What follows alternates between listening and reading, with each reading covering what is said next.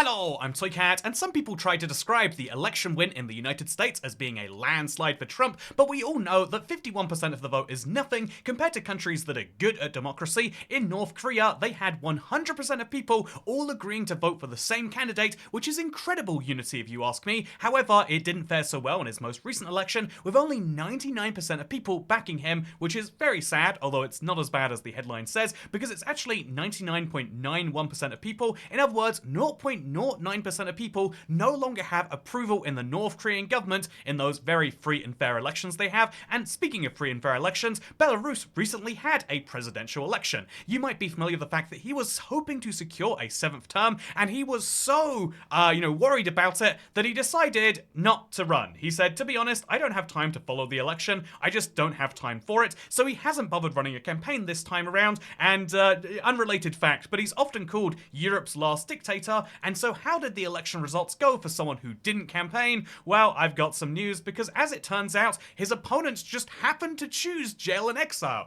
Oh, what a terrible thing. He actually says, this is crazy, like on lots of levels.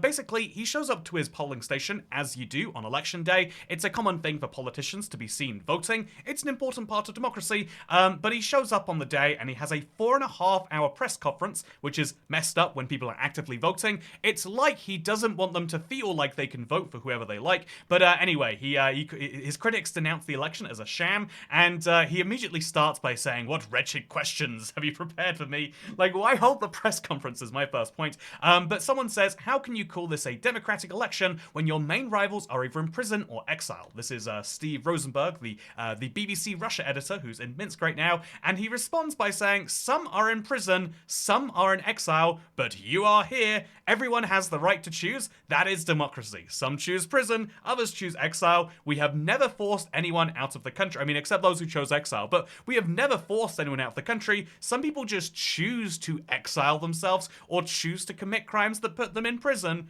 And so that's the situation in Belarus. What do you think happened, by the way? Well, I could give you a brief story as to what's happened in Belarus, because in 1994, just like the rest of Eastern Europe after the collapse of the Iron Curtain, Belarus decided to have free and fair elections. And someone who had previously been in charge of the country, this man right here, who I'm not even going to attempt to pronounce the name of, he ran for election, and he actually had a lot of state TV backing him, but people went for the outsider candidate, Alexander Lukashenko. And how has it gone since then? Well, that was the last election they got to have, and ever since then, the elections have been described as not democratic and not really free and fair. So he's got 80% of the vote pretty consistently since then, because if you run against him in a serious manner, with the most serious campaign being faced in 2020, let's just say you might just have to leave the country.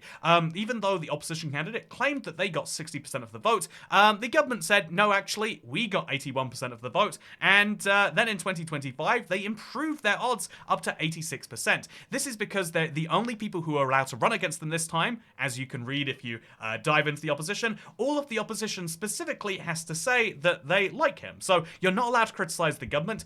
Indeed, the Communist Party leader, who is the person who came in second place, Sergei Sarankov over here, he actually praised the government. He's like, he's full of praise of you. It's a strange election with opponents like this. And then the Mr. Lukashenko says, Steve, this is a whole new experience for you, with laughter and applause from local journalists.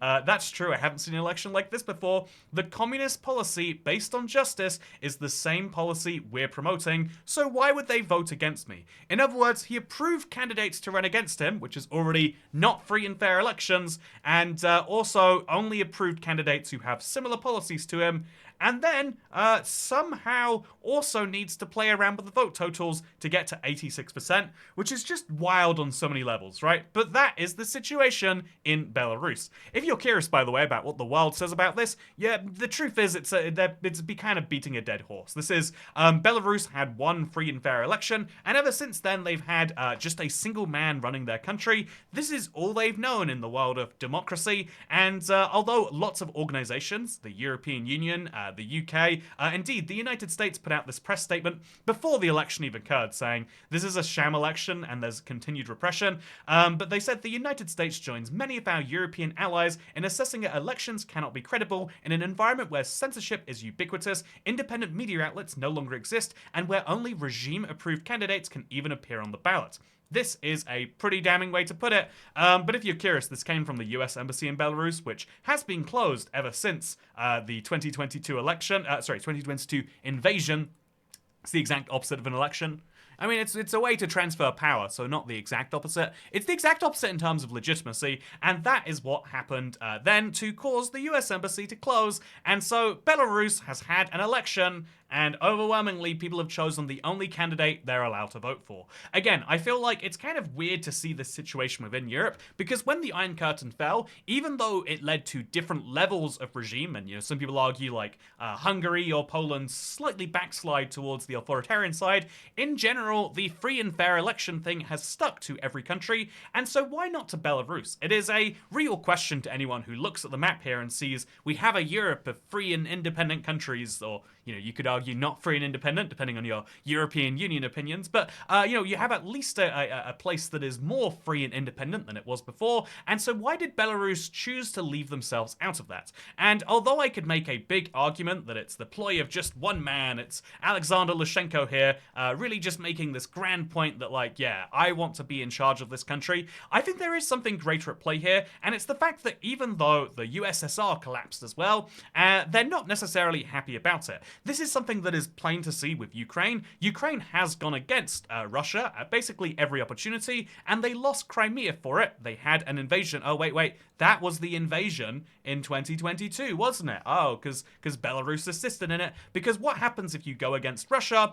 Russia is not a good friend like other countries where they'll say, ooh, we'll turn down the amount of aid we'll send you, and we might sanction some of your government officials. No, Russia's the type of friend who's like, ooh, you don't want to help me? Well, it's a shame because some of your territory happens to be ours now. This has happened in Georgia.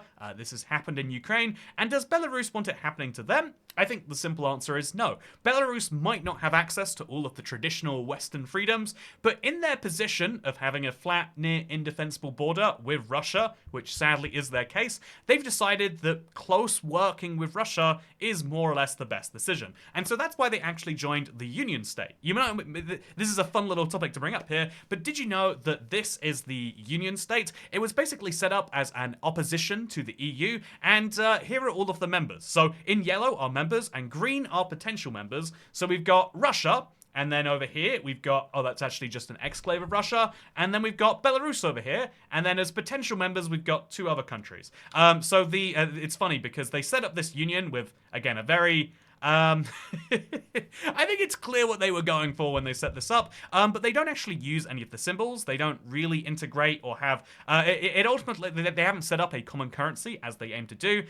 Instead, they just talk Russian when talking about, when doing Union State stuff, and have more or less freedom of movement, which means that, Belarusian businesses can sell very easy in Russia and vice versa. They do get some, therefore, economic benefit of being an easy way into the Russian market, which is much bigger, you could say. And so, yeah, if this is the Union State's current existence, with its lovely disputed territories in green there, you ultimately realize that Russia is trying to make an EU competitor that isn't going very well, but what's going to happen if you try to leave it? Say what you will about the EU, but at least when the UK left, they made some mean words, and they had some, there might have been some trade friction, and they wouldn't set up the ideal agreement because of fear of other people leaving. But I did not see a single European Union force enter the UK. Although, maybe they didn't want to try because of the nuclear weapon thing, which is also the exact problem of trying. Maybe Russia could leave the Union State